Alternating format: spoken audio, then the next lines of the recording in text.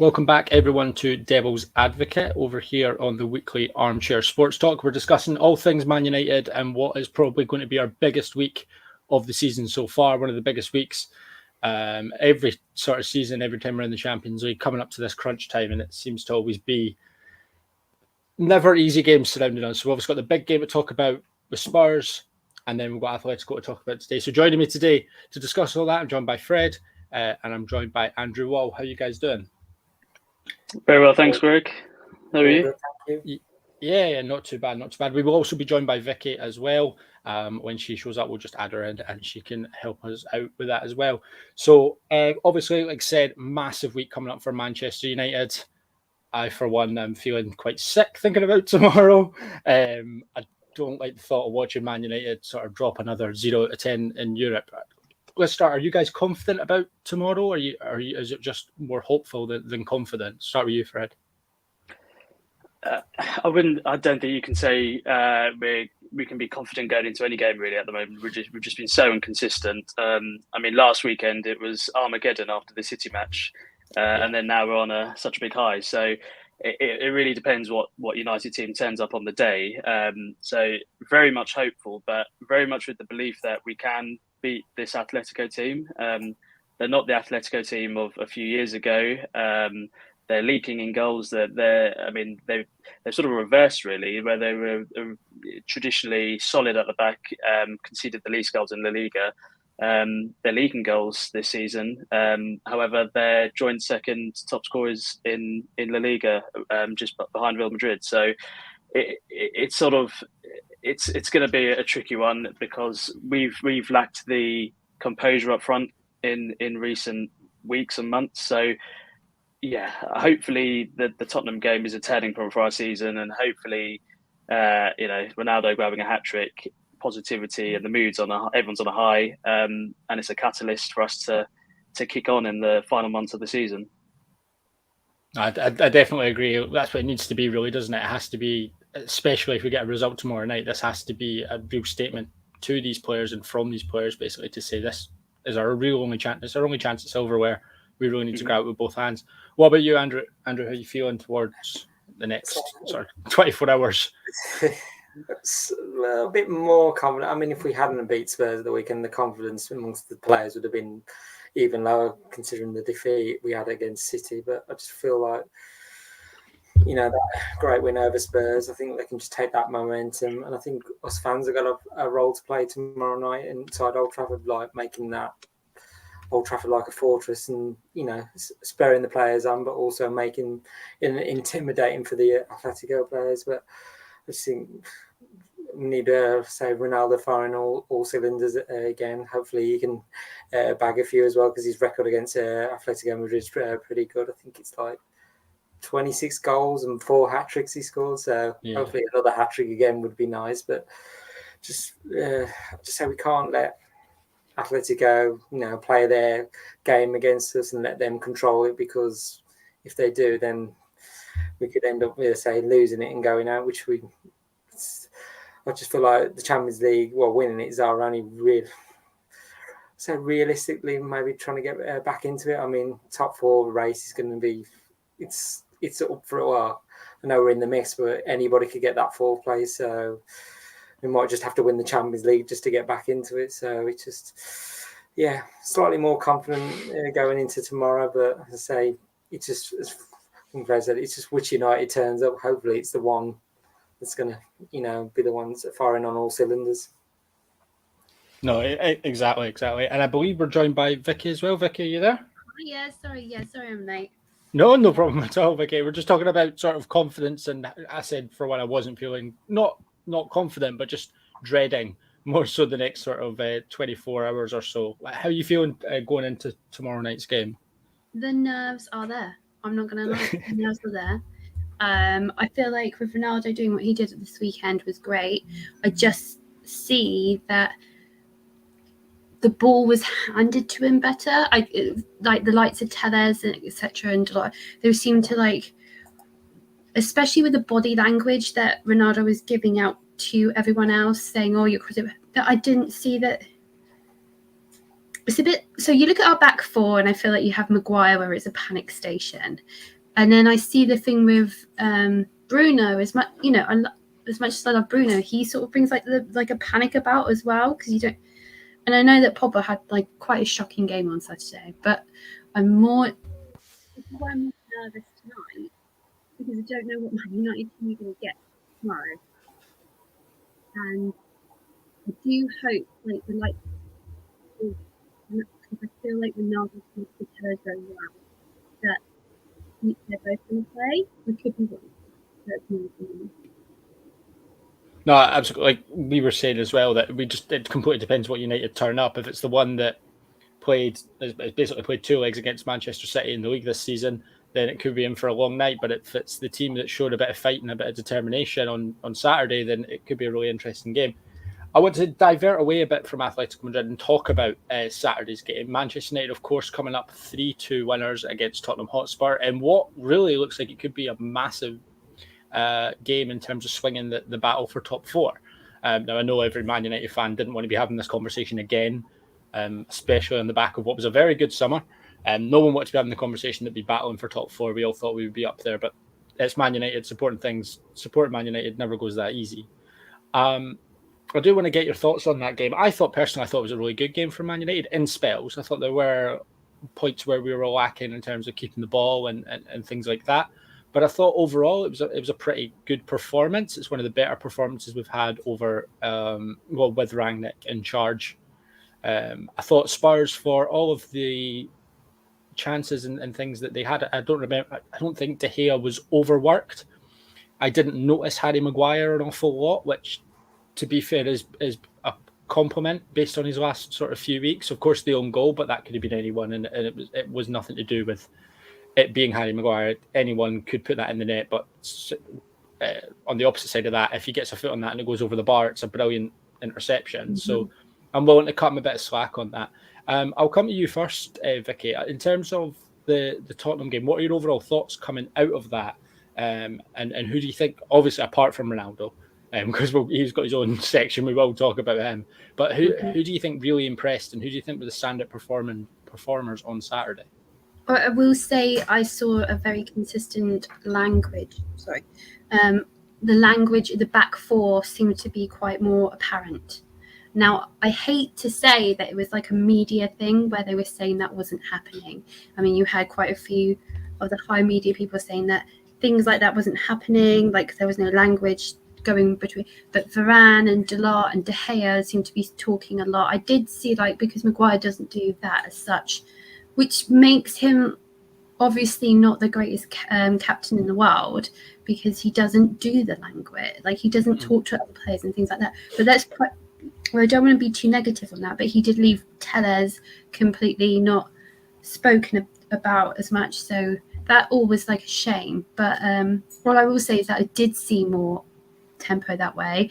I did see, obviously, Matic was awesome. And I really hope he's rested his legs for tomorrow, because kind of need him, don't we? But I'm quite, optimistic. I wouldn't mind seeing Elanga start over Rashford. I don't know if anybody else thinks that. But I am nervous, excited, and confident. But as a United fan, we do have that, don't we? We do get that whole nervousness, exciting times, but 9 times out of 10 we're more confident, and we're not so much this season. But I'm definitely seeing that even Ronaldo seemed more confident during the Spurs match. So, it's just made you more excited about tomorrow. Yeah, well, I wish I could be excited. But like we said, it's completely all based on characters and sort of what Man United turn up. Andrew, based on, obviously, or looking back on Saturday, who were your standout performers, again, apart from Ronaldo? Who really impressed you? And what I thought was a pretty good win to come back, to be pegged back twice, and then to have the character to go and score a third goal. I thought it was really good. I think, from watching the game at Old Trafford, I think the first 10-15 minutes, I think hearing after the commentary, after the game going, it was the first, it was all too, it were being too safe. They weren't, so we're popping the ball around. It was no one was willing to make the first move, and then obviously Ronaldo stepped up and then Yeah. got a third goal in. So when he it was Fred and Sancho, wasn't it? Yeah. They were the Fred, two Fred that- was unbelievable. Fred yeah, was I brilliant. would say Fred Sorry, and go on. Sancho were the ones that got you going, weren't they? They're the ones that excited you more than Ronaldo. Well, no, not more than Ronaldo, but they were the ones that were really making sure you enjoyed the game. made things happen. Sancho's starting to look like the player that we paid all that money for. And Sancho's starting to look like the player that Rashford wishes he was. Andrew, carry on. Who was? Did you say you were at the game? Yeah. Yeah, I was at the game. Oh, well, okay. So you have a different sort of. Besides Ronaldo, I'd say I was really impressed with Fred, because he sort of at times, he was sort of further forward and he was like more towards Pogba, but then was coming back and helping Matic, because Matic, when I saw how he was lined up at the very start of the kickoff, Matic was literally sitting in front of the defence and Fred was sort of just a bit more further forward. So he was trying to be that link between the defence and the attack. So and Fred was literally putting himself everywhere. There was one point where Spurs were on the attack and I think they were near our box and literally the ball was going everywhere. Fred nicked it once but then lost it, and then he just literally handed the Spurs players and he just got the ball off them, and then we went back on the attack again. But Fred, I thought, one of his best games in the United shirt. But also I've got to give praise to Matic. I wish we had a younger Matic, because I just think he can't play now like 2 or 3 games a week. I feel like we need to go and find another Matic out there. Like 26-year-old Matic somewhere. Yeah. I feel like when we got him, his legs were just about starting to go, and now it's like he still had enough in the tank to do 3 games a week. But those two impressed me.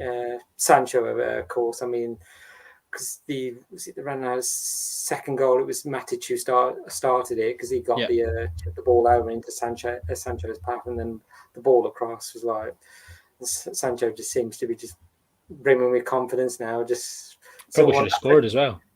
Yeah, I definitely should have scored. Yeah, I just want Sancho's confidence just then rub off on Rashford. He gets a goal, or setting up a goal for somebody else, and then that just bring his confidence. I just think Rashford's just lacking that bit of.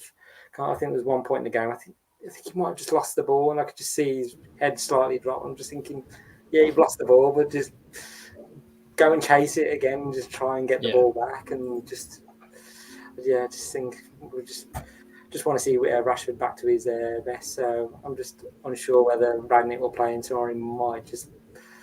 I don't know whether he'll put Fernandes and Pogba together, or he might bring in Alanga. I don't know.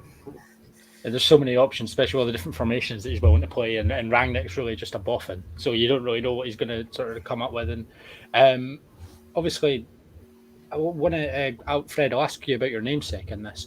Victoria's Secret says, no point in Fred having a great game every 10 games. We need more consistency from it. Do you think, I personally think Fred's been more consistent since Rangnick come in, especially this season. I think he's had his better time under at Manchester United. So Fred, what are your what's your opinion on Fred on Saturday? How well did he play? And is Rangnick slowly unlocking the player that he had potential to be, the player that Man City wanted? Let's not forget. Definitely. Look, if it wasn't for Ronaldo's hat-trick, I think Fred was in a good contention for man of the match. So it was definitely one of, if not his best performances in a United shirt. And I think he's one of the most improved players under Rangnick, which was to be expected if you followed Rangnick's pre-United and the way he just sets up. I think the main difference is Fred's. He's been given a lot more freedom to go forward, like he plays for Brazil.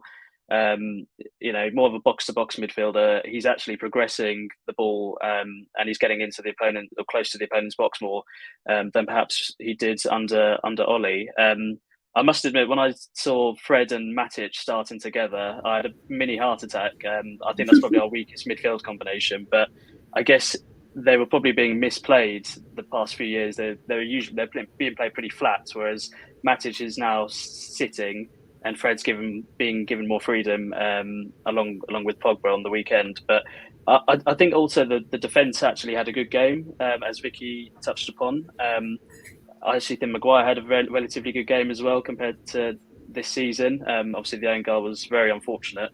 But But if the defense has a good game, that just breeds confidence. Midfield have a good game, and then equally, then that feeds onto the attack. So, look, it was a good performance, but if I'm being honest, it wasn't a fantastic performance. We still conceded 2 very sloppy goals. Spurs weren't very good on the day. Son and Kane didn't turn up. So, although we did win, it was a Ronaldo masterclass in the end. There was a lot of improvements to be made, and we can't fall into that trap against Atletico tomorrow.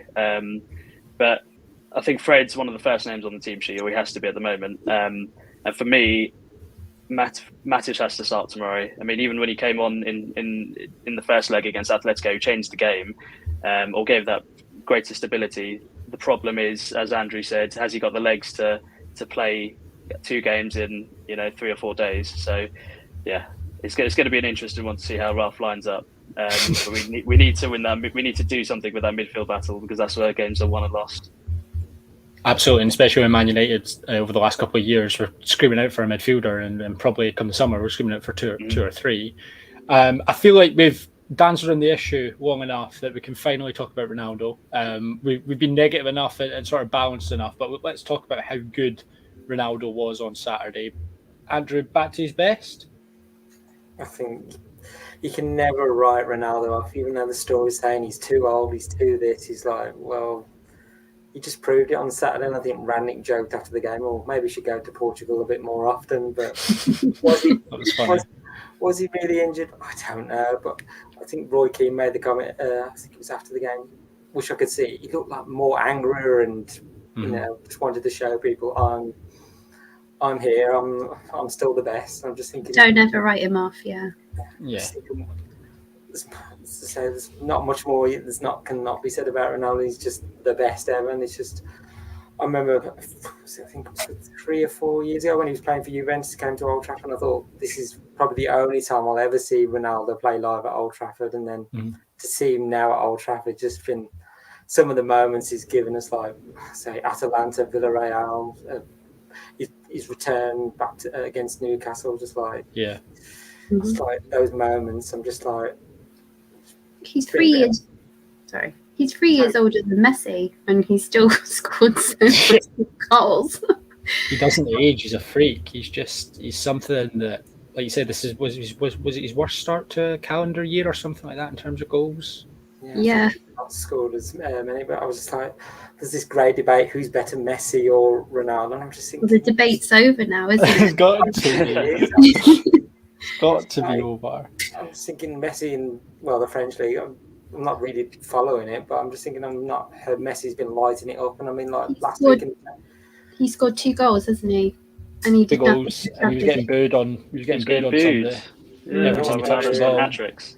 Yeah. I was going to say against Real Madrid last week when he had Neymar and Mbappe alongside him. It was like, you expect Messi to step up, well, he didn't. I'm like, there's Ronaldo, you ask him to step up and he'll do that. And he has elevated United. He's had to drag us out of some very, bad places, and we've had to come back from a lot of games. So I'm just hoping, tomorrow night we'll just get those balls into Ronaldo, and then he can score again. Because as I said earlier, his record's so good against Atletico Madrid. So I won't be surprised if he didn't try and score another hat-trick just to prove a point to Atletico Madrid fans. Because I know back in the first leg, you could see, he was getting very frustrated, and obviously things weren't going United's way. So, and obviously that atmosphere in Madrid tonight is like a lot to cope with as well. So, like I say, we'll be all behind him tomorrow, and say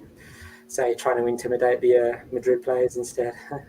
Absolutely, and that's what he likes, isn't it, Ronaldo? He likes it as a good thing or a bad thing. He likes it to be all about him. So if he really wants it to be all about him, tomorrow we could do with him showing up.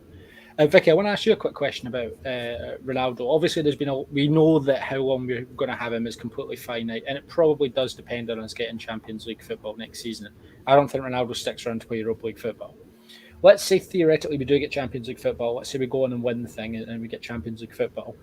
Is it a case that Ronaldo, for the year that you have him, is so good that you build a team that functions directly towards him, or do you build a team and then try and slot Ronaldo in because you know that he's not going to be there for as long as someone like a Jadon Sancho if you were to go and get Declan Rice in the summer.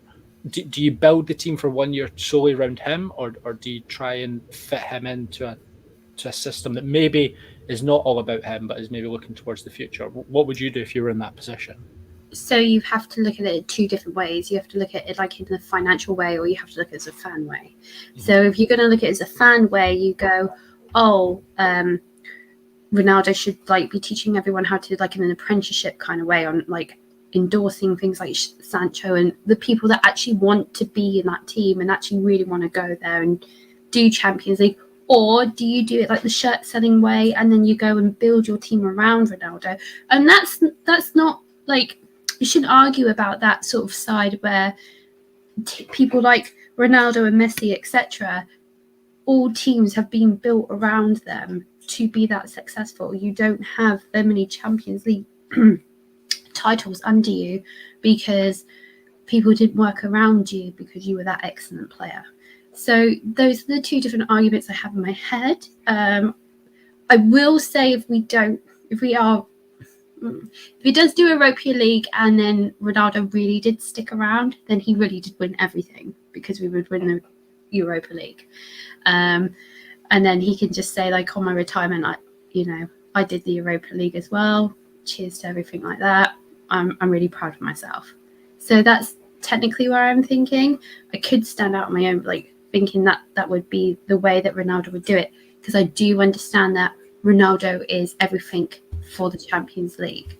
That's what he calls himself, as the high top-notch player that he is because I won the Champions League. The Europa League's the only trophy he's missing, so you never know. Yeah. Conference League, so you can all be spin doctors and sort of sell it that way.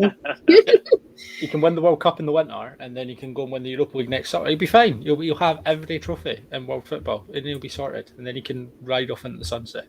In WWE, that would be like, that's when you're like top notch. 100% Hall of Fame career. Yeah, but yeah, definitely. But then, in my head, why are we not saying these things about Varane? Why are we not saying this about other players? I mean, we could talk about like what we're doing right now with Sancho and things. The signings that we brought in are for Champions League. And we forget everyone else because of Ronaldo, because we definitely didn't want City buying them. And we shouldn't have, and it shouldn't have been an issue. But if we didn't have Ronaldo, do you think that we wouldn't be saying this about the likes of Sancho and Varane? Well, that is my question, by the way. Sorry, my mic cut out there. What was that? I'm just asking, like, the question, like, if Ronaldo never came to Man United this season, would we be saying that Varane would have been this comfortable with the way that he's got such an inconsistent back four, the way that things are going right now? Would you think that Sancho would have been happy with the way that United are going? I don't want to be negative, but I will say, like, we talk about Ronaldo, but we did bring other A-class players. Mm-hmm. Do you think that the likes of Varane is going to be happy the fact that we might not do the Champions League? I don't know if I feel like they're all to blame, especially with the ones in defence. I don't feel like this season sort of goes on anyone, because it wasn't like Ronaldo was signed and we didn't, and he was like at the expense of another player coming in. I think he was brought in, like, it looked like we were done in the window, and he was brought in because he was going to go to Man City. I don't think there was any other reason behind it. I just don't think that. I think Cavani would be happier if Ronaldo hadn't come. I think Rashford would probably be having a better time of it if Ronaldo didn't come. But I don't think that's to the detriment of Man United. I think Ronaldo coming in and showing sort of the levels that you have to be to play at this club consistently is a good thing to every player. And that's why we're having these conversations about players that don't have it, that are overrated and things like that. It's not because the team's just losing. It's because you've got greatness and you're watching greatness and you know what it's like, what it has to be, the level you have to be. Ronaldo is the embodiment of the level you have to be to win the Champions League, to win everything in world football, to be at the top of your game for over 10 years. And there's players in that Man United team that think they've made it. And I feel like Ronaldo coming in is put noses out of joint because he's the man and you listen. Definitely. I want to quickly, Fred, I'm going to ask you on this because I'm interested in this. Victoria's Secret says, think it would be a huge mistake to build a team around Ronaldo for 1 year. The rebuild of this team needs to start ASAP, otherwise it'll put us even further behind City and Liverpool. Do Man United have to stop looking at City and Liverpool? Because right now it feels like we're miles off of Arsenal. Do Man United have to just bring it? I know how, because of how dominant we've been and everything like that. Do we need to just scale our expectations back and be like, Man City and Liverpool are two football organisations that have been built like this to run like this for the last so many years? Do Man United fans need to just reel that back in, or should we be aiming to be at that high from next season onwards? I actually agree with the comment. I think, look, we're years away from City and Liverpool for many reasons, just the way the club's been run. But equally, they've just set the bar so high in the last sort of 5 to 7 years. So they're the benchmark. We shouldn't be aiming for top four. We should be aiming to win the title, win the league, win the Champions League. So, long term, definitely we need to aim to challenge those two, and possibly short term, look, we need to build and beat your Arsenals, your Tottenhams, because unfortunately that's where we are. But look, the problems are a lot bigger than one or two players. The problems stem from the culture of the club. It's a top down issue. Ronaldo's a very interesting one because it almost feels like it was the wrong signing at the right time in a way. Look, it was a fairy tale. I don't think you'd see any United fan, or not many, that would have objected to us signing him when we did. But to be honest, if you gave the option of at the start of the season, Ronaldo or a midfielder, I think 9 out of 10 fans would have chosen that midfielder. Mm-hmm. But equally, look, he's without his goals this season, where would we have been? Cavani's been very unreliable. We know what's happened with Greenwood. Rashford's been so poor on form. So, despite the signing, it's been successul. And as Andrew said earlier, the amount of points he's won us, we've pretty much got through to this stage in the Champions League because of his goals. He's got a few winners in the league as well. Should we build around him? No, unfortunately not. He's on the decline. Apart from Lukaku, I was having a conversation with a friend the other day. The last striker we signed under 30, probably Hernandez. I might be wrong, but Van Persie, okay, we won the league for that.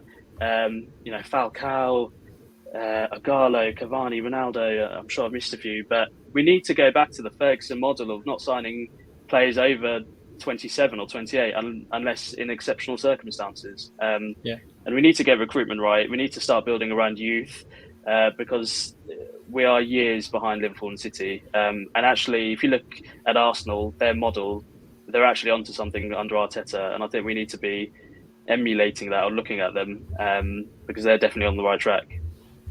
Is Martial the answer for that? Keane seems to think Martial, but... No, I unfortunately disagree with Keane. Sorry. Sorry, okay. The only question I see with that is like building up from youth, etc. that Arsenal do. Have you seen how fans are so 50-50 with the Arteta and Arteta out? Do you think Man United fans have that patience considering how many managers we've thrown under the bus? I think Man United fans are some of the stupidest fans in the world, so it doesn't exactly. matter. I don't think you can go by fan opinion, as exactly you say. You're not going to please everyone. We just need to put our hope in the club, employing the right people to make the best decisions for the club. And that's been the problem. We haven't. Now, Woodward going, that gives a lot more hope. Is Arnold going to be a breath of fresh air?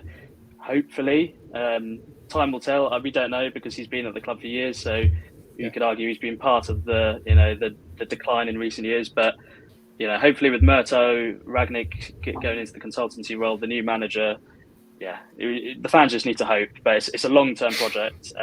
There's been too much short-termism under the post-Ferguson era. So build around youth, sign the right players, and that's the only way really.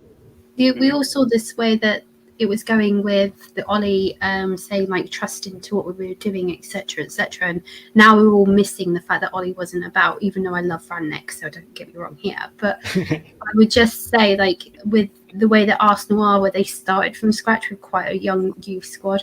I've watched a few Arsenal YouTube accounts where they just still slate them because they're not automatically good, but they're like they will probably get fourth. But there's still Arteta out. But, you know, like he says, trust in the process, but people are still saying no. And in my head, I probably might be more Arteta in because I've seen results now. Mm-hmm. And if I was an Arsenal fan, I would actually be Arteta in well Arteta in. I mean, I think what he's doing the third best side in well the under country. the radar. Yeah, exactly. I think they play better football than Chelsea. Oh, absolutely. And they've got owner issues as well. I mean, what they've done is they've got rid of Aubameyang. They're getting rid of all their rotten, players and the players that are disrupted. And I'm sure they're going to get rid of more in the summer, Xhaka and etc. But they're like the likes of Saka, Odegaard, Smith Rowe. They're going to be there for the next 10 years, and they're only improving as players. So yeah, it's important to have that core, that inner circle, and then build around it. And to be honest, with our financial power, we should be well ahead of Arsenal in that regard, but it's just having the right people in charge and the right people making the decisions. But all I can say, like Fred, Greg and Andrew, are you like with a new manager coming in, are you concerned about, are we trying just to keep everyone happy, like fans, players, etc., or are we going to like make some drastic change and say, we're bringing in the youth squad and we're going to make things happen? Or are we going to work ourselves around Ronaldo? It's like none of these questions are sort of getting answered right now because Man United are so chaotic where you don't know what game you've got before the whistle starts. He went to go to Rannick went to go and press. He knew that wasn't working, so then he brought into that like 4 back in the diamond formation, and then like even on Saturday, it's almost like feed the ball to Ronaldo. Is a completely different way that they were playing. So I don't understand regarding the future right now when it comes to Man United. Like in quite a positive way, it's just new management, new form of play again. What do you see personally going ahead for United right now when it comes to what I guess tomorrow, next season? Because to me, Andrew. Yeah, I was going to say we can't be reliant on Ronaldo forever. I mean, I think back at the start of the season when we beat Leeds 5-1, I thought, we could be onto something here and we might just win a trophy or two. And I thought Ronaldo coming in, just sort of adding that final touch, elevating us another level. And then form went drastically downhill. Ollie was sacked, and then Rannick's coming. He's steadied the ship. But I mean, Ronaldo. If he's still here with us next season and we've still got Champions League, I just don't think, whether Ronaldo will like to accept it or not, he can't play, 2 or 3 games a week. I mean, we've got to, rest his body and, so we can get the maximum impact from him. So we're going to have to look to buy a striker in the summer at least because, Martial, I think from what I read, Seville are not likely to exercise the option to buy him because I don't think he's done that well out there so far.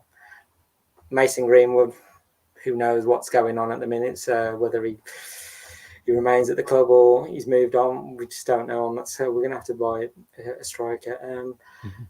I think in terms of the last few years, I think we've just almost become too nice as a club. Like from what I've been reading, like people say, it's a nice club to work at. It's all, friendly. And I'm like, but under Ferguson and David Gill, it was like everyone was pushing each other and challenging, okay, we've won these trophies. Well, we've done that. Let's move on. We want to win the Premier League again next season. We want to win the Champions League. It's like just almost like it's all become too safe. It's like, is anybody really pushing anybody there? And I mean, I know Richard Arnold's coming now. I know he said, well, I'm going to delegate to people, well, I presume the footballing side, to people who have that knowledge rather than, as we all perceive it, Edward was involved in the footballing side. And even though he likes to counter-rat and say he wasn't, but he did. I believe he did at some points, but I just think,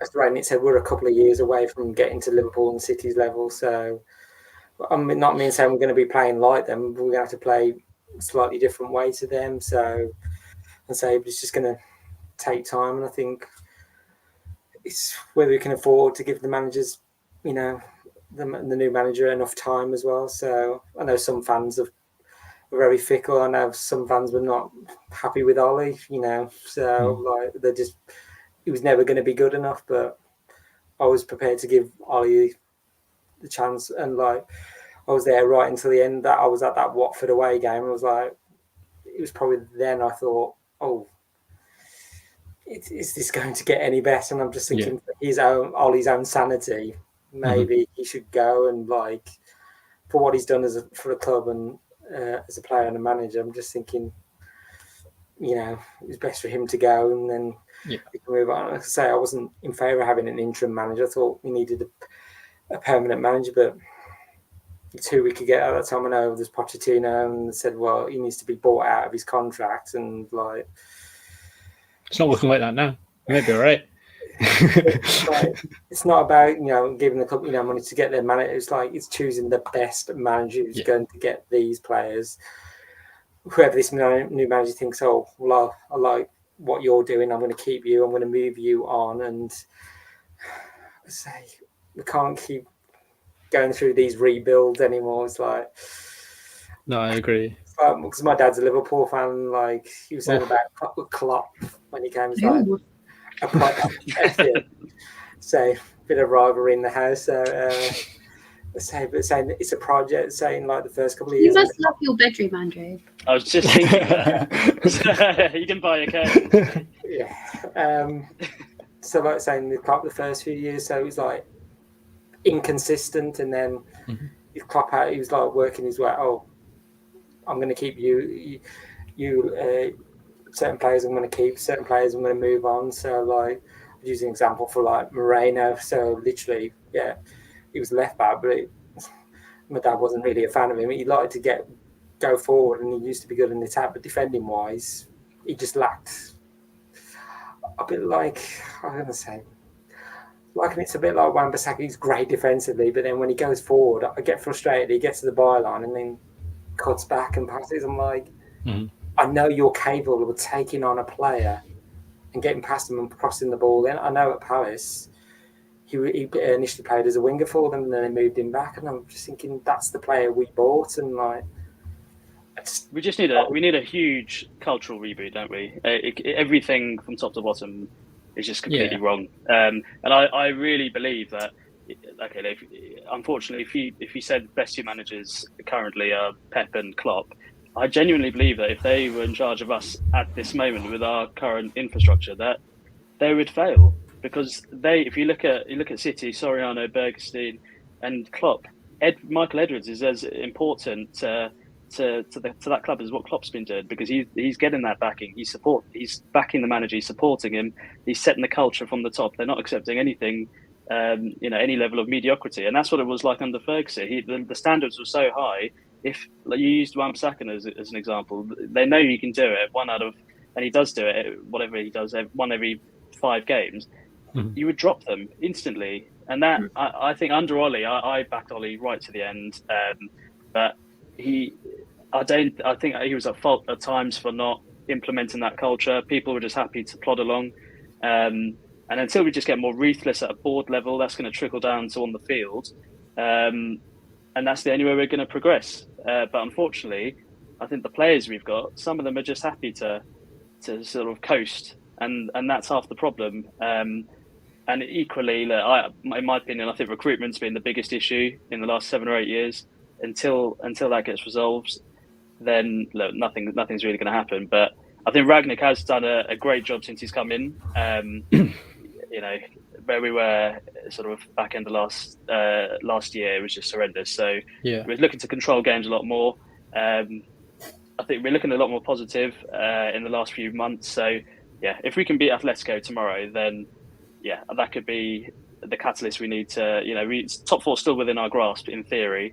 Arsenal's got to play Liverpool. They've got the North London derby, so they're going to drop points. But we've just got to remain positive. The players have got to turn up, and winning games breeds confidence. So, yeah, hopefully we can get a result tomorrow and finish the season strong. Absolutely, that's where it's got to start tomorrow, doesn't it? That's definitely. Mm-hmm. I mean, what I will say in terms of making smart decisions, I feel like with the appointment of Rangnick, that was the club's first smart decision in a very long time. They didn't just jump for the first available man that put their hand up and said they wanted the job. They wanted to go through a thorough process. They brought in someone that they know operates high at board level as well, so knows sort of what it takes to run a club. If they got him in that consultancy agreement, there's obviously no details of what that's going to include. But it does definitely feel like Rangnick's just sort of doing some scouting from the inside to go upstairs and be like, yeah, get rid of him, keep him. And I feel like it was when Rangnick was appointed, it was the first time I've sat back at a Man United decision in the last 3 or 4 years and gone, that is a well thought out, smart decision. I thought Ollie was signed on the back of Paris. He was given the contract. I feel that was just sort of good feelings and there's a great mood around the club. Everyone's happy after Mourinho. The football's slightly better than much better than what it was, and we're winning games. And I feel like the contract was just sort of thrust upon him because everything felt good. Whereas I feel like Man United really didn't want to make that decision this time round on the same basis. They didn't want someone to just come in and, run it like, even if they appointed a proper manager with like on a 6-month contract with a view to go longer, they didn't want to be like, oh yeah, get a few wins because that squad is completely capable of beating the teams that we've beaten, and then be like, right, give them the contract and then thrust them in with nothing. Whereas I feel like Rangnick, the fact that he came in with that 2-year consultancy agreement, I was never of the opinion that he was going to be Man United's full-time manager, whether he joked about it in our press or not. Like, I think he would have had to win the Premier League and the Champions League and probably the FA Cup, and we would have went, maybe we'll give you the role.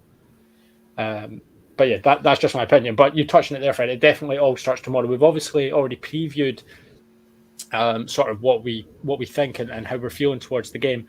I do want to touch a little bit on our midfield tomorrow. Now, we've obviously spoke about how games are won and lost in midfield, and certainly more than most it's Manchester United games. In terms of midfield, Vicky, who would you like to see if Bruno Fernandes is fit? Would you like to see him brought back in? Or do you think that we were more ball dominant on Saturday and kept the ball better because of the lack of Bruno Fernandes? As shocking as that is to say, I personally think, obviously Ronaldo aside, he's our best player, our most talented player. He'll make things happen. But would you play him straight away, or would you try and stick to as similar a team as possible to Saturday? Well, he tested positive for COVID, didn't he? And so did Luke Shaw. I don't think it was COVID. I think he was just ill. I don't think it was COVID because Rangnick said they're all fit or something. Rangnick even said in his press conference today he tested negative yesterday. Oh, okay. Oh, is there no there wouldn't be any waiting period anymore, would there?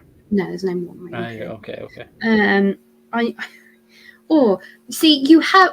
If anybody else is like me, do you remember the minute we saw Ronaldo, you had that cartoon image where you did have Bruno looking like a little child watching Cristiano Ronaldo, like that little cartoon. Do anybody else remember that? Yeah, I do. Yeah. So he does play really well with him in Portugal. And then recently, I just noticed that they're too frantic together. Yeah. So that's where I'm going. Oh yeah, then I'll leave that to the professionals to decide. No, that's fair enough. I think Trevor agrees with you as well. Bruno and Ronaldo, he says Bruno and Ronaldo make the same run, so they cancel each other out. Do you agree with that statement, Fred? No, I don't actually. What I will say, first of all, I think Bruno's having a great season in the Champions League. I think he's the top assist maker so far in the whole competition. The problem with Bruno recently is for some reason he's just running after the ball like a headless chicken. So it's his actual, I think it's his actual off the ball that's being a concern. And what that does is he'll chase the ball, he'll chase down the opposition defender. That's leaving a huge gap between the attack and midfield where he would occupy space. And then McTominay is either exposed or McTominay and the second midfielder will move forward. So then the midfield line progresses, but then that leaves a big gap between defence and midfield. So one mistake like that, or what Bruno has been doing, can cause a huge issue in terms of the shape of the team. So look, I think we're a better team with Bruno in the midfield. I don't think Pogba had a great game on the weekend. So yeah, I think Bruno and Ronaldo link up quite well. I think the team has been so bad recently that those two players included have looked bad as well. So, but it's not just those two isolated; everyone's looked bad. So I would personally bring in Bruno tomorrow for Pogba alongside Fred and either McTominay or Matic. So I think Matic would be a great shot if he's fit. Otherwise, it'd be McTominay who's been great in recent weeks. So yeah, that's what I would do. But that's assuming Bruno's fit as well. He has been under the weather. I don't mean to jump into other people's opinion, but I do agree with you completely, actually.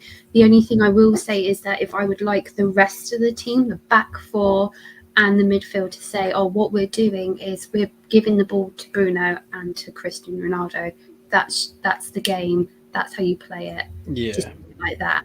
And, bring on Lindelof and Maguire. I'll just add quickly. There's a lot of in order for Bruno to be successful or play well, the wide players also have to be on their game, and you've got to run past defenders, and that's where Rashford's game has lacked. His off the ball has been atrocious recently. So yeah, Sancho's been great, but I'll go for Elanga and Sancho tomorrow. I have noticed. Sorry, I just will say with body language when it comes to body language, you have seen Ronaldo, Bruno sort of flap their arms and lose their shoulders, especially when they are playing with Rashford. And it seems to be like a disease. So that when that happens, that's it. With the team, they've let go, they've lost it. Yeah. It would be nice if they could hold their shoulders up higher, they could believe in themselves a bit more. But I feel like it's never going to happen until they get that consistent feed forward and feel like they're being blocked almost by everybody else, so the ball doesn't get let go. And if the ball does get let go, they're all going to come together and go forward and then actually get these goals that we really, really need, especially for tomorrow. I agree. I do think Bruno has a tendency to play hero ball, especially when we go behind. He wants to pick up the ball in every area of the pitch. He wants to whip in a 60-yard cross that beats every man.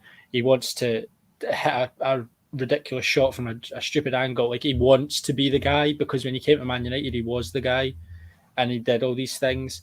And it's just a case of now fitting into a system where, you've got players of actual ability around you that are going to help. And like you say, it's finding a system to fit those in.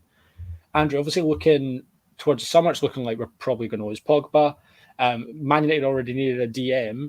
Are Man United now looking at a case where come the summer we're looking at bringing in not only a defensive midfielder but another shuttling sort of midfielder to play through the lines as well? More than likely, but I'm just trying to think who we can go out there and get.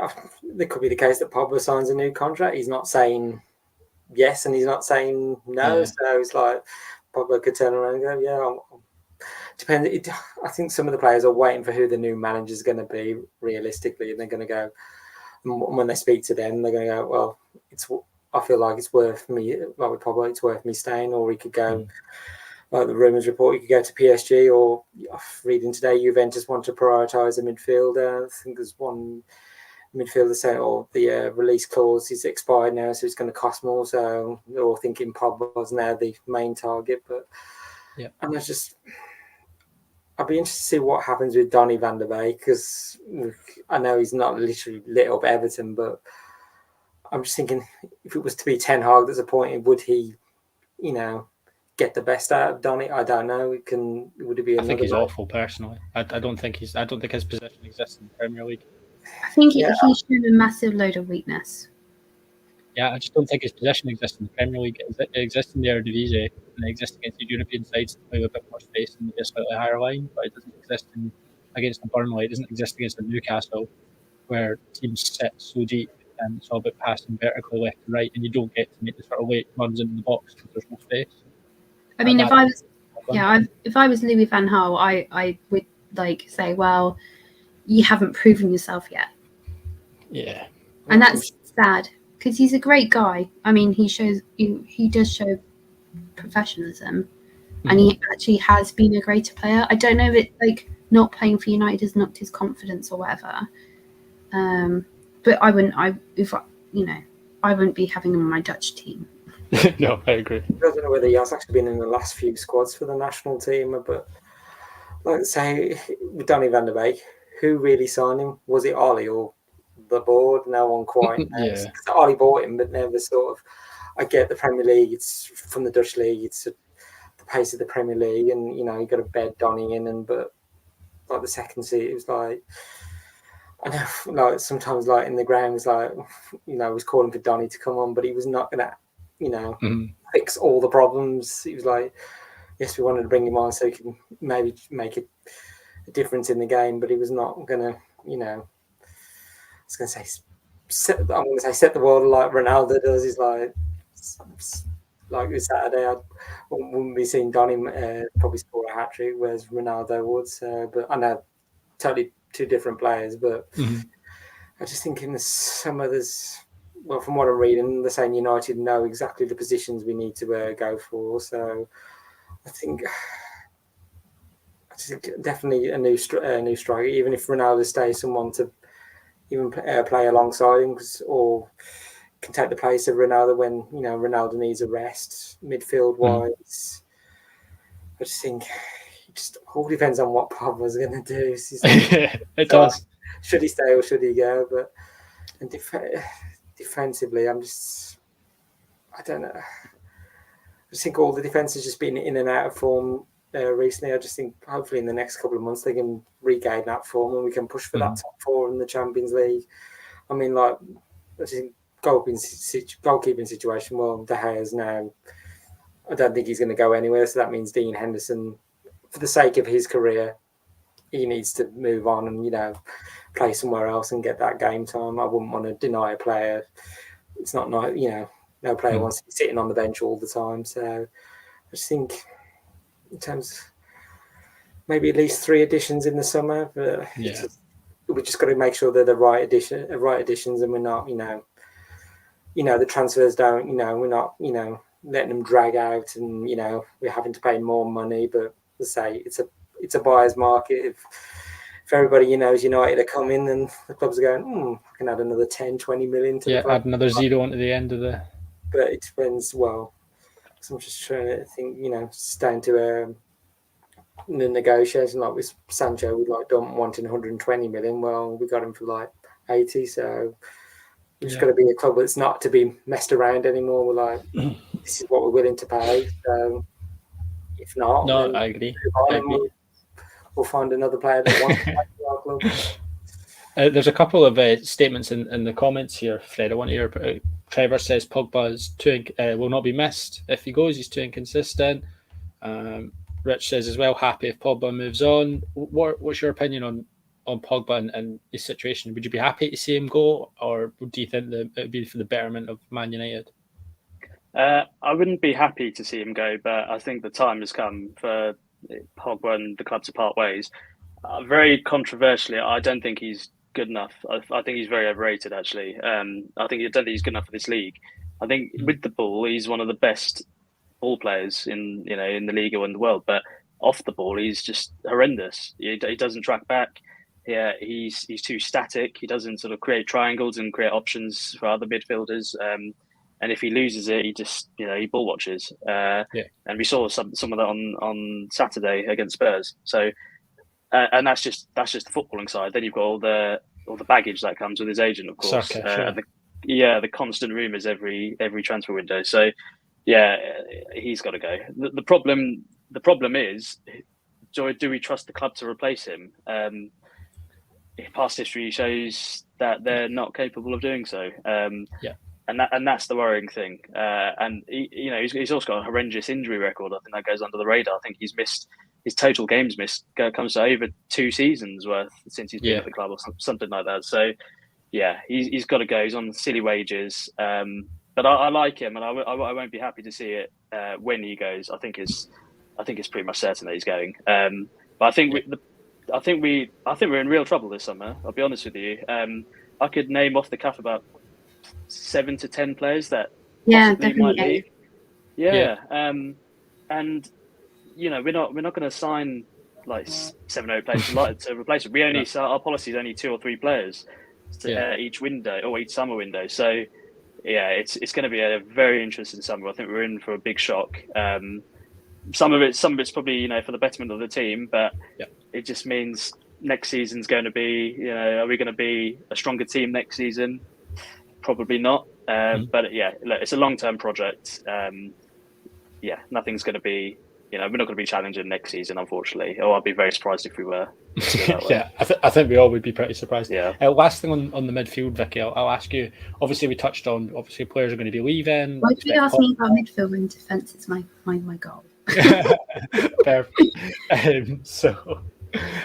Well, sort of looking at the DM position that Man United really need to fill now. We needed to fill it last year really badly, and we're definitely going to need to fill it again. Going to probably Pogba and Lingard leaving. Matic is probably, I wouldn't be surprised to see Matic moved on in terms of his age. I don't think he plays enough games to warrant sort of the position he has. He might want to stay because he might be good for the younger players coming through, players like Garner and things like that, just in terms of experience. Just as long as you're not asking me about signings, because there are just so many and so many, a ridiculous amount of money, and that's the problem being part of United is you cannot buy anyone good. You can't buy anyone worth pay Man United tax. No, I was going to ask you about one specific sort of player. Do you think it's worth sort of Man United going out and spending, let's say, 100 million on Declan Rice in the summer? Or do you think it's better they go and buy a 40, 50 million pound midfielder and then also get a right back and also get a striker and get like a backup, something else, and just spread the money around? We need a new centre midfield.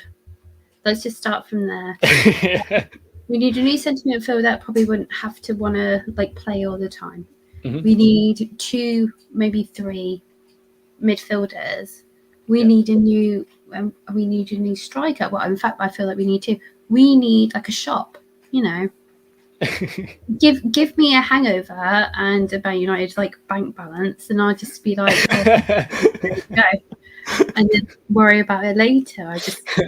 I spent too much, and then hopefully it pays out. But all I'm going to say is when it comes to this, it's not a one key area. Every week, in fact, I believe we're talking about the defence is a problem. The midfield is a problem. I mean, we talked about midfield being the biggest problem for a very long time. Yeah.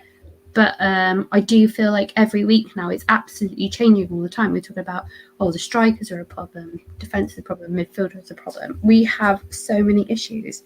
And I want to be really positive about it. And I think I can be, because the Glazers spend money when we don't get somewhere. Yeah. They didn't bring Tom Brady to be in front of on Sunday, I think, because they didn't even have confidence in the United team to actually win, that they brought out their big guns, because he doesn't stop spreading the love, because they pay him a lot of money. So when they were having him and Ronaldo together, it was just bringing in shirts, bringing in money, not just in for Man United, but for other parts of their global tribe, which is just rinsing things. But this is what's going on right now. We're always dealing with that issue. But I will say I feel a bit more positive when I know the manager. We know the manager. I feel like if we get Ten Hag, sorry, I am Ten Hag, by the way. If we get Ten Hag, then I'd be more confident. Yeah, no, I can see that. I can see definitely. I think he's probably the favourite. Man United are constantly knowing, are we going on the third date? Are we doing the third date, or are we just not listening to the text message because we're AKA busy? Yeah. Tomorrow will speak volumes. Yeah, absolutely. Tomorrow probably puts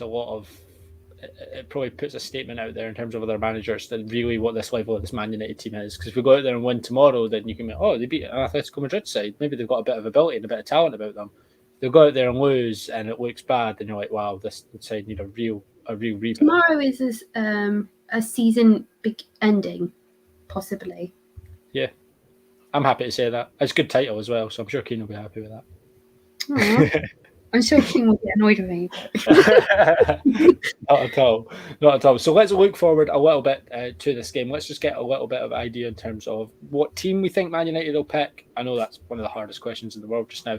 And what we think the score is going to be. I will force you to have a result. Don't want any sort of, I think we might. You've got to have a score, what you think it will be. Because if it happens, I'll come back to you and go, hey, well done. But if not, then you will be ripped apart. So personally, I think Man United will line up very similar to the game on Saturday. I feel like going to the 5 at the back was just sort of a red herring. I know I saw a lot of people saying, "Oh, he's gone 5 at the back because that's the team he's going to play on Tuesday." I don't think Rangnick's stupid enough to go 5 at the back. I think Old Trafford will be absolutely bouncing. I think they'll want him to go from ball one. I just don't think that starting 5 at the back is the right way to do it. So I think the back 4 will probably be the same. I can't see Luke Shaw coming in, so I think it'll be the same back 4. I then actually think the midfield will be Fred, Pogba and Bruno, if Bruno's fit, with a front 3 of Elanga, Sancho and Ronaldo is my team. In terms of score prediction as well, I'm going to be positive. I'm going to say 2-0 to Man United. I think we'll keep a clean sheet as well. I've just got confidence in this group just now, and I've got confidence in Ronaldo to really show up. I fact-checked your stat, Andrew. It's 25 and 35 he's got, and yeah, you're right, 4 hat-tricks. So yeah, he absolutely flies against Atletico. He gets his shooting boots on. So I'm going to stick with that. What about you, Fred? What team do you think he's going to play, and what do you think the score is going to be? It's similar to you, apart from I would midfield of Matic, Fred, and Bruno. I think he's going to go for, and then Elanga, Sancho, Ronaldo. I think maybe Rashford, but I think he's going to utilise his bench in that regard. But Elanga deserves a start just for keeping us in the game really from the first leg. I think it's going to be very close. It always is with Atletico. I'll probably say 2-1, maybe an extra time winner on our side. I can't do extra time. I can't do another half an hour.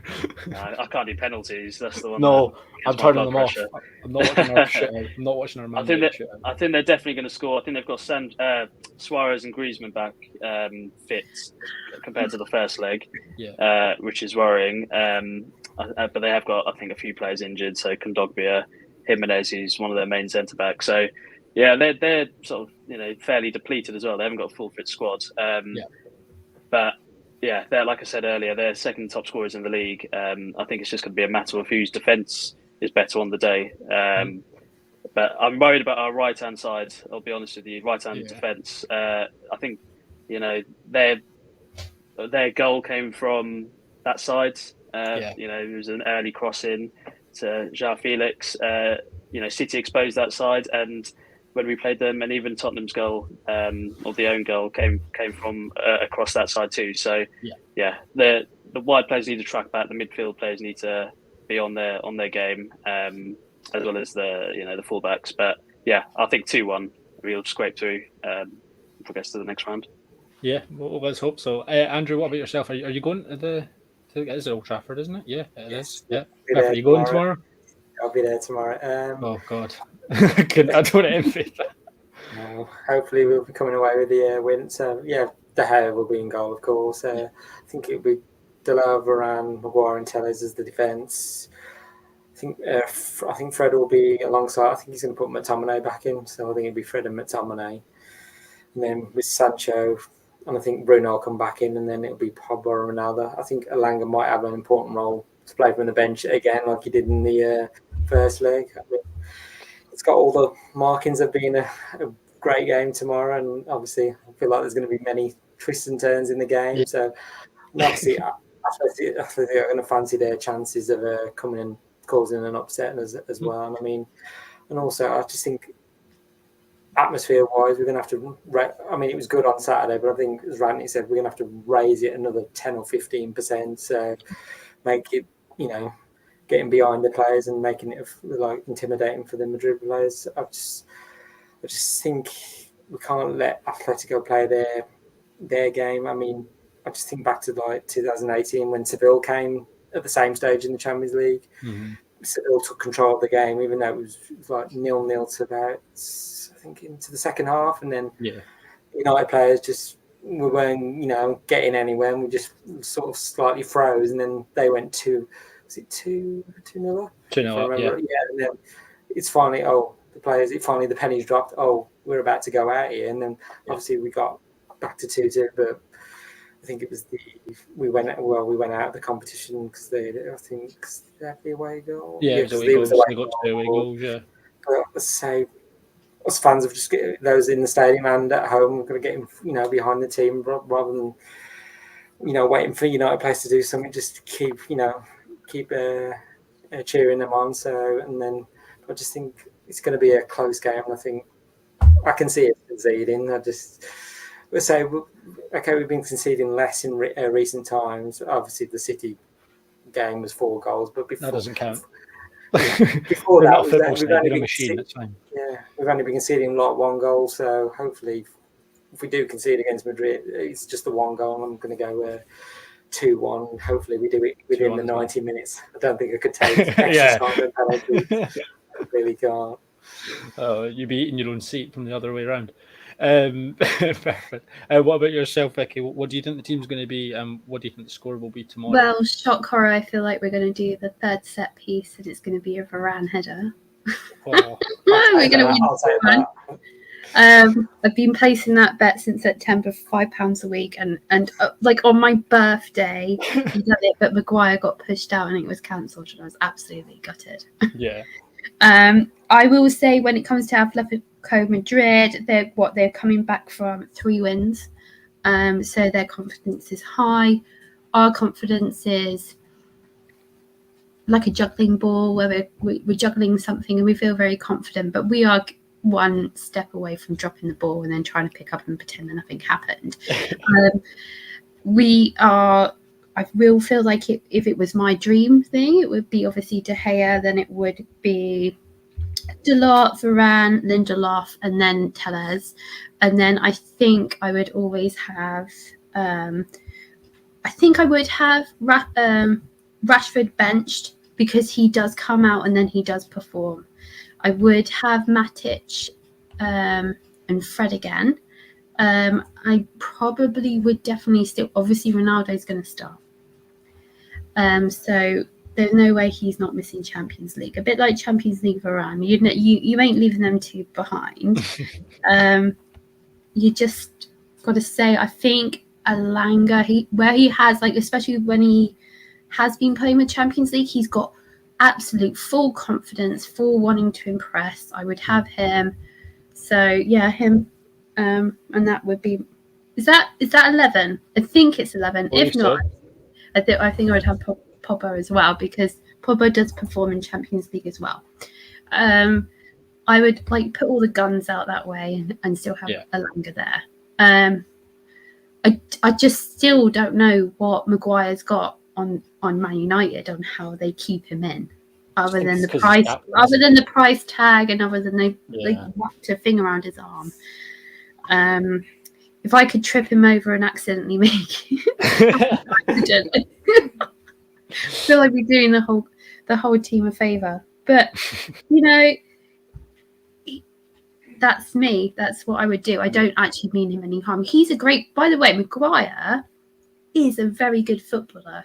He's just not Man United footballer. Like, he's not fast. He's not thinking straight, and he does need a great midfield to actually perform, and that's why he does so well for England. But great, he does. Midfield's pushing for England. I'm Scottish. I'm going to say that. But I get what you mean. He's got players that will take the ball off him and progress through the lines, which is what Man United don't have. So maybe next year, if we were to get a DM and there's someone there to take the ball off him, maybe he becomes a better player. He's done such a good first season for Man United, because he was doing very well, and then we changed the whole system, and then that just exposed him. I think that's what it is. It's the system change. I mean, under Ollie, we played like low to mid block defence, and we played counter-attacking football. And then Ralph is just high line, and he hasn't got a recovery pace and a poor midfield in front of him, as Vicky said. So yeah, there's a bit of Euro hangover as well. I don't think you can use that as an excuse anymore, but I definitely think the change in system in recent months anyway is why his form's dipped off. But I think he had, like I said earlier, he had quite a good game, I think, actually, against Tottenham. Until the own goal. So, like, yeah, exactly. Normally I noticed him making mistakes, but I didn't notice him really. Apart from the own goal's not really his fault. So Sure, Maguire's hangovers longer than mine. Hangovers. they are like a full fry up and a hair of the dog. I mean, even Saka's now starting to play better, and he lost that penalty that he feels guilty about, Get over it, suck it in and get on with it. What we have to do. I get it. So you're going for a win tomorrow then, Vicky? What do you think the score will be? 2-1. I don't think we'll have a clean sheet. All I want to do is just make sure that we're more confident if we lose the goal, okay? Because I'm sick of watching Man United lose a goal and just completely shoulders down, body language. Nobody's talking to each other. No one's egging anyone on. And that's it. We're just losing and we're absolutely pathetic. Yeah. No, I agree. So we are going for 4 wins in terms of Man United tomorrow. I'm going for 2 now. I won't be confident. Why not? I never am. So I will be. And then the 3 guys are going for 2-1 as well. A lot of guys in the chat as well. A lot of people saying 2-1. I think that's probably the most. I don't know. Atletico, of course, have the team at heart us, don't they? Really, they've got the players. Reece says 3-1. I mean, 3 goals would be. Imagine if we had a cushion at any point in that game. I would be. I would be beyond chuffed. And Trevor says, "Great stream, Fred. Apparently, you've got a beautiful beard, which is great. I'm sure you're meant to be in there as well, Vicky. I just think Trevor's being slightly rude. So." Well, if it's not Trevor being rude, it's Andrew being rude. It's Andrew being rude. Perfect. He just knows that I'd have like a million Varans in the back four.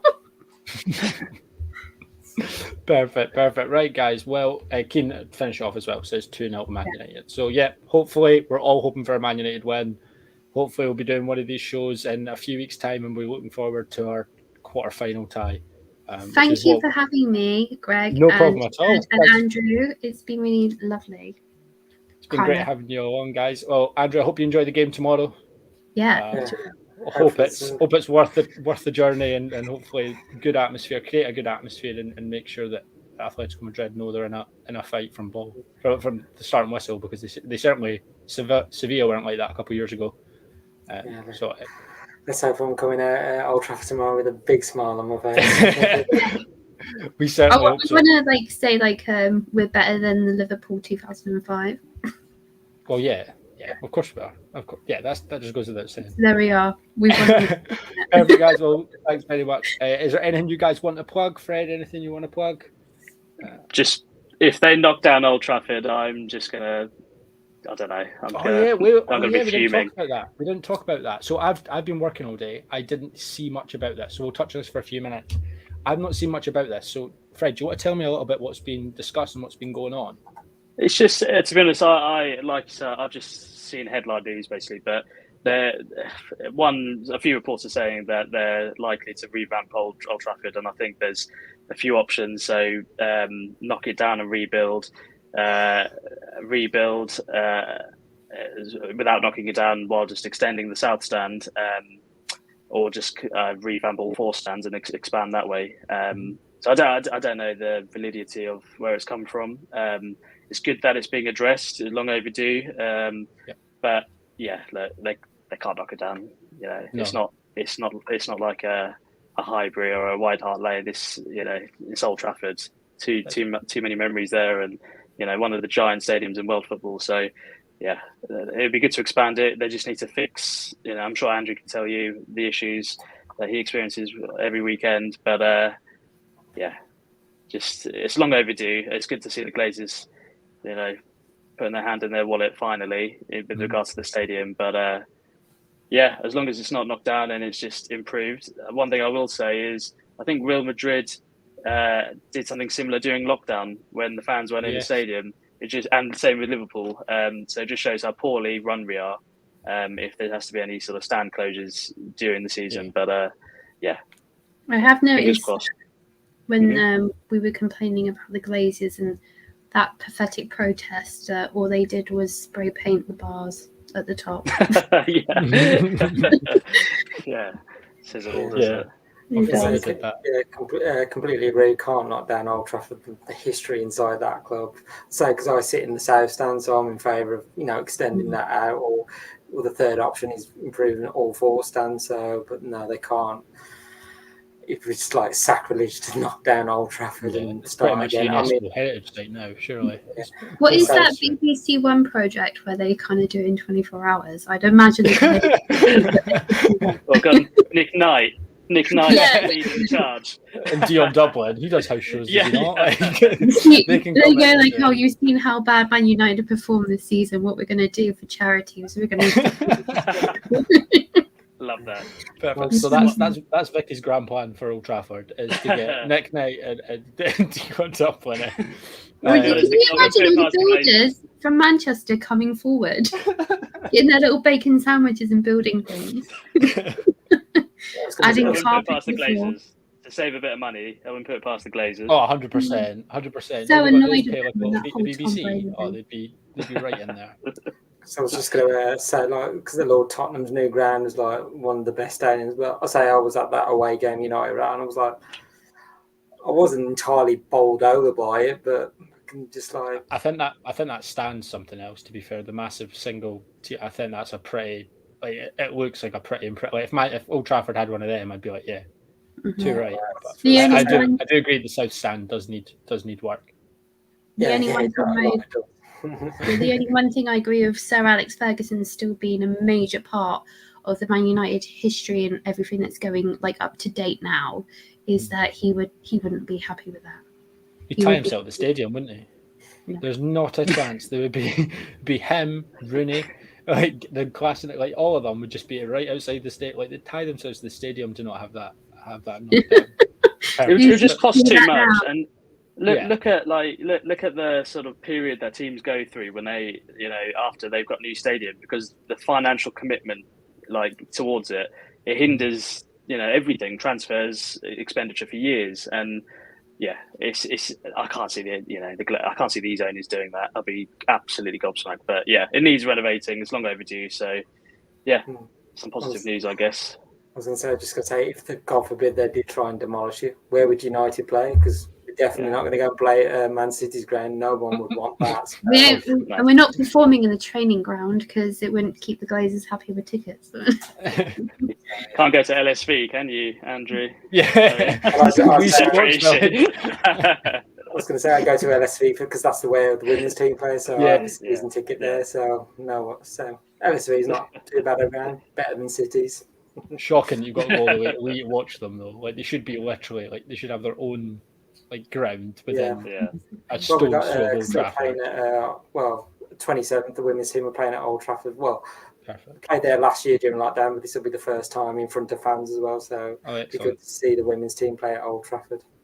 Yeah, quite rightly what they deserve to be. They shouldn't be chucked out to Lee at all.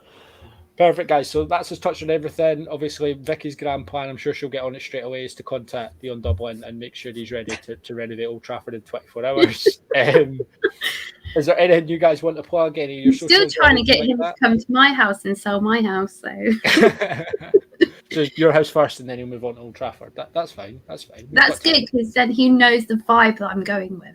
Exactly. Fine. Vicky, have you got any socials or anything like that you want to plug before you go? Oh, I don't like actually doing that, but thank you for having me on. No, it's just what it is underneath, but it's just thank you for having me on. It's been great to talk to you, Fred. It's been great to talk to you, Andrew, and Greg. You're an amazing host. Thank you very much. Excellent. Andrew, is there anything you want to plug? Yeah, you can just follow me on my Twitter account as Andrew_Wall. So if you want to give me a follow, And Fred, what about you? Likewise, Twitter's on the screen. But thank you for having me on. It's been a great discussion. And looking forward to a good game tomorrow. Certainly has, and we're all hoping for a Manchester United win. Like I said, guys, keep up with everything on Weekly Armchair Sports Talk. Loads of things coming up. I believe Vicky was recently on the wrestling podcast. Is that right, Vicky? That is right. I It am is perfect, yeah. So one if you want to more. hear more of Vicky's voice, she was on the weekly Steel Didn't. Chair podcast. There's so many weird names, but the weekly Steel Chair podcast, which are all things wrestling. Vicky was on that. There's obviously going to be loads of Man United content as well as other Premier League content coming out. And I believe Keane has a very special interview coming out on Wednesday. So yeah, keep your eyes peeled for that. And thanks very much to everyone in the comments tonight as well. And we'll see you guys later on. Thank you. Bye. Cheers, guys.